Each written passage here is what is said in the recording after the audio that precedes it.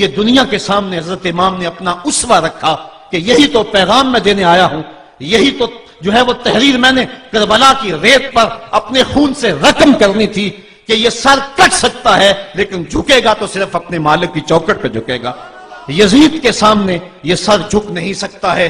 تو حضرت امام حمام رضی اللہ تعالیٰ عنہ نے کربلا کے تپتے ہوئے ریگزار میں جب 72-73 لاشیں خیموں کے سامنے پڑے تھے اور اتنے زخم کلیجے پہ تھے، راوی کہتا ہے کہ جب آپ کی قمیض اتاری گئی تو 113 سوراخ اس میں تیروں کے تھے، 33 زخم نیزوں کے تھے، 34 گھاؤ تلواروں کے تھے، اتنے زخم جسم کے اندر اور جسم چور ہے زخموں سے۔ لیکن حضرت امام حسین نے جب پیشانی سجدے میں رکھی تو آخری لفظ یہ تھے، اللہم رضن بقضائک وصبرن علی بلائک تسلیما لامرک سبحان ربی الاعلی۔ مالک تیری تقدیر پہ راضی ہو گیا ہوں، مالک زخم سے پہ بھی میں مسکرا رہا ہوں، مالک تیری طرف سے جو دکھ آئے میں نے ان کو قبول کیا، جے سونا میرے دکھ وچ راضی تے میں سکھ نو چلے ڈاواں، مالک میں سب کچھ قبول کیا، حسین تیری رضا پہ راضی ہے، میرے مالک تو بھی بتا تو بھی حسین پہ راضی ہوا ہے کہ نہیں ہوا ہے۔ آواز آ رہی تھی اس پیاسے پر علی شیر خدا کو ناز ہے، اس نواسے پر محمد مصطفیٰ کو ناز ہے، اوروں نے بھی سجدہ کیا پر اس کا عجب انداز ہے، اس نے وہ سجدہ کیا جس پر خدا کو ناز ہے۔ اے حسین ابن علی تم پر سلام، نازش آل نبی تم پر سلام۔ آج لہجہ بھی دم توڑ رہا ہے اور سورج بھی درد غروب سے زرد ہو رہا ہے، وقت کے دامن میں گنجائش نہیں کہ میں اس مضمون کو چھیڑوں، آؤ ہم سلام کرتے ہیں۔ یہ سورج سامنے چمک رہا ہے، میں یہاں بیٹھا سوچ رہا تھا کہ ہم نے تو نہیں دیکھا، اے سورج دوپہر کا وہ منظر تم نے تو دیکھا تھا جب کربلا میں حسین کا سر کٹا تھا، جب گھر لٹا تھا، جب خیموں کو آگ لگی تھی، جب سکینہ رو رہی تھی اور جب گھوڑا خالی پلٹا تھا اور سکینہ پوچھتی تھی گھوڑے تو خالی آ گیا ہے، حسین کہاں چھوڑ آیا ہے۔ آج یہ سورج یہ چمک چمک کے وہ ہمیں کہانی سنا رہا ہے اور ہمیں پیغام دے رہا ہے کہ نبی کے نام پہ حسین نے تو سر کٹا دیا، آج تم کہتے ہو دین پہ چلنا بڑا مشکل ہے، تم شور ڈال رہے ہو، جن کے لیے مسجدوں میں قالین بچھے ہوئے ہیں، گرم پانی دستیاب ہے اور ان کے لیے مسجدوں میں آسائشیں موجود ہیں، اور پھر بھی وہ کہتے ہیں دین پہ چلنا بڑا مشکل ہے۔ ذرا دیکھو حسین ابن علی کو سجدے میں سر رکھ کے، پیشانی رب کے حضور رکھ کے حسین ابن علی کہہ رہے ہیں مالک میں سر کٹا کے بھی تیرے حضور حاضر ہوں اور تجھ پہ راضی ہوں، تو بھی بتا کہ تو بھی حسین پہ راضی ہے یا نہیں ہے۔ اے حسین ابن علی تم پر سلام، نازش آل نبی تم پر سلام، تم پہ لاکھوں رحمتیں لاکھوں سلام، اے شہیدان محبت کے امام، لالا گوں لالا بدن لالا چمن، اے چمن اندر چمن اندر چمن، زندگی ہی زندگی تیری حیات، اے حیات اندر حیات، افتخار ملت بیضا ہے تو، رب کعبہ کی قسم یکتا ہے تو، فخر کا دل میں دریچہ باز کرنا چاہیے، جن کا تو آقا ہے ان کو ناز کرنا چاہیے۔ آج ہم ناز کرتے ہیں حسین ابن علی پہ، ہم حسین والے نہیں ہیں، ہم واہ حسین والے ہیں۔ واہ حسین تیری عظمت کو سلام، اتنے زخم کلیجے پہ ہو تو کھڑا نہیں ہوا جاتا، لیکن جبر کے خلاف کتنی قوت سے کھڑا ہے۔ حسین ابن علی نے اپنا نمونہ لوگوں کے سامنے رکھنا تھا، تو اقبال کہتا ہے سرخ رو عشق غیور از خون او، شوخی این مصرع از مضمون او۔ یزید مٹ گیا، یزید کا نام مٹ گیا، اس کا تشخص مٹ گیا، حسین کل بھی زندہ تھا، حسین آج بھی زندہ ہے۔ مرتا تو وہ ہے جس کی فکر مر جائے، مرتا تو وہ ہے جس کا نصب العین مر جائے، مرتا تو وہ ہے جس کا مشن ختم ہو جائے۔ حسین کا نصب العین زندہ، حسین کی فکر زندہ، حسین کا مشن زندہ، حسین زندہ، حسین کا نانا بھی زندہ۔ آج بھی ہزاروں کروڑوں اربوں انسان حسین کا نام لے کے جی رہے ہیں۔ میں کہتا ہوں اگر کوئی یزید کا نام بھی لیتا ہے تو وہ سر جھکا کے دیتا ہے۔ کیسا تمہارا لیڈر ہے جس کا نام لیتے ہوئے بھی تمہیں شرم آتی ہے؟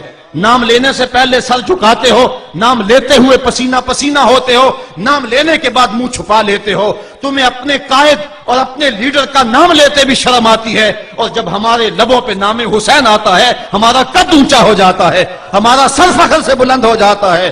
فخر کا دل میں دریچہ باز کرنا چاہیے، جن کا تو آقا ہے ان کو ناز کرنا چاہیے۔ تو حسین ابن علی نے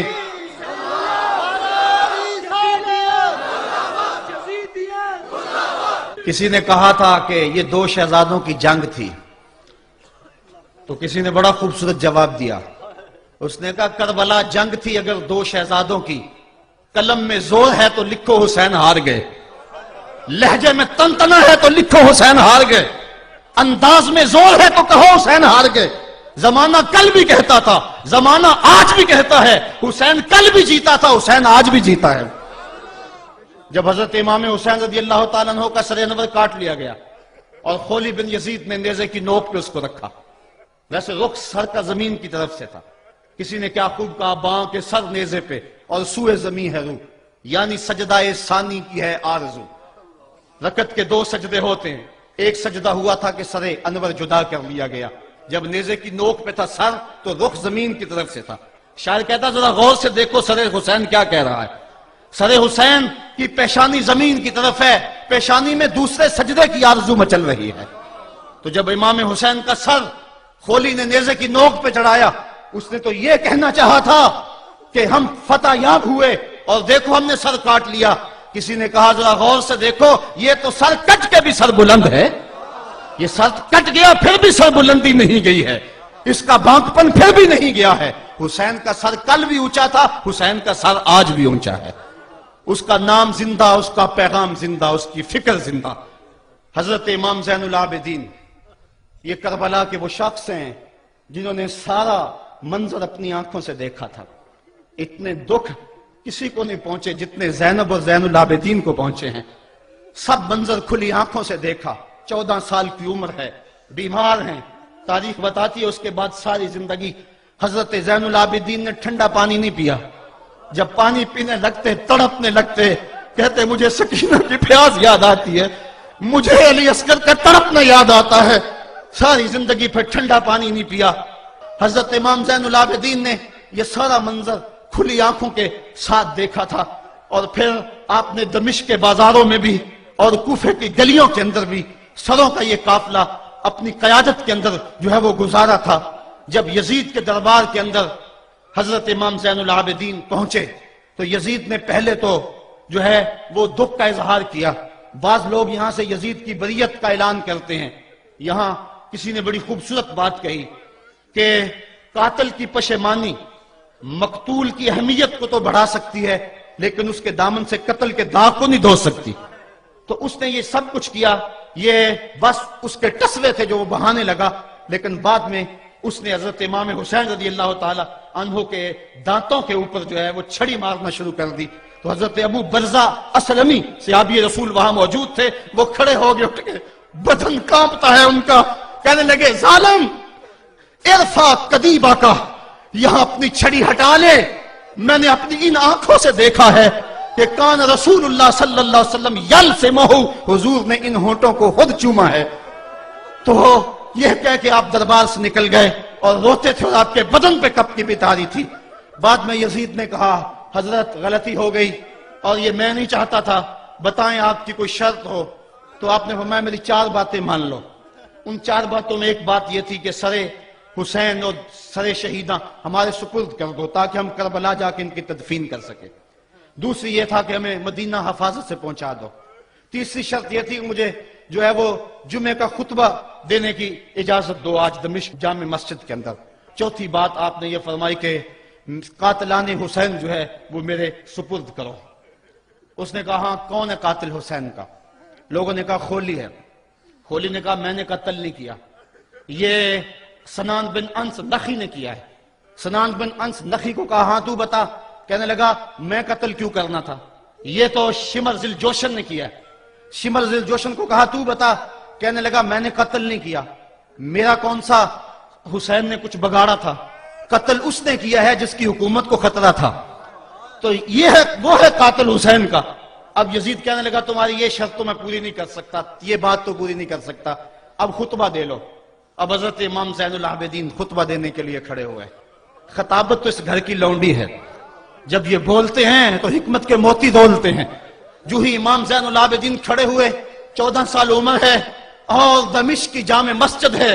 یزید بھی بیٹھا تھا، یعنی سلطنت بھی تھے، عوام کا بھی ہجوم تھا.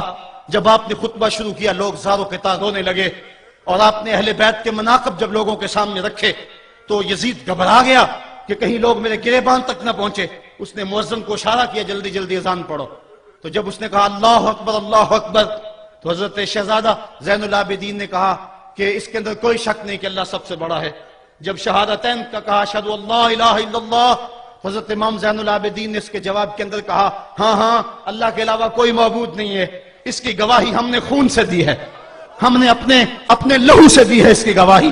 اور پھر اس کے بعد جب اشہد ان محمد رسول اللہ پہ لفظ آئے تو حضرت امام زین العابدین نے کہا یزید دیکھ اب اذان کے اندر تیرے نانے کا نام ہے یا میرے نانے کا نام ہے؟ آج بھی منبر پہ میرے نانے کا نام ہے. تو یزید مر گیا، اس کا نام مر گیا، اس کا تشخص مر گیا. حسین کل بھی زندہ تھا، حسین آج بھی زندہ ہے. حسین کربلا کے تپتے ہوئے ریگزار میں بھی زندہ تھا، کوفے کے بازار میں بھی زندہ تھا، اور دمشق کی جامع مسجد میں بھی زندہ تھا، مدینے میں بھی زندہ، مکے میں بھی زندہ، کابل میں بھی زندہ، کندھار میں بھی زندہ، قلعہ جنگی میں بھی زندہ، تورا بورا میں بھی زندہ، موصل میں بھی زندہ، بغداد میں بھی زندہ، غزہ کی پٹی میں بھی زندہ، فلسطین میں بھی زندہ. آج حسین کی زندگی اور حسین کا باقپن دنیا کو بتا رہا ہے، بش کو بتا رہا ہے تیرے منہ پہ تماچا حسین مارے گا. زمانہ بتائے گا کہ حسین کل بھی زندہ تھا، حسین آج بھی زندہ ہے.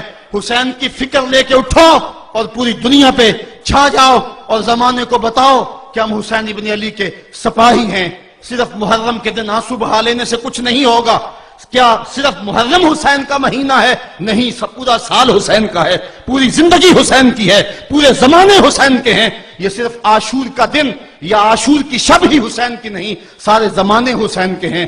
کل بھی حسین کا تھا، آج بھی حسین کا ہے، کل بھی حسین کا ہوگا. آؤ اٹھیں، قرآن کو لے کر کے حسین ابن علی نیزے کی نوک پر بھی چڑھ کے قرآن سنایا، اور آج ہم اسی قرآن کی دعوت کو لے کر کے اٹھیں اور حسین ابن علی کے پیغام کو گھر گھر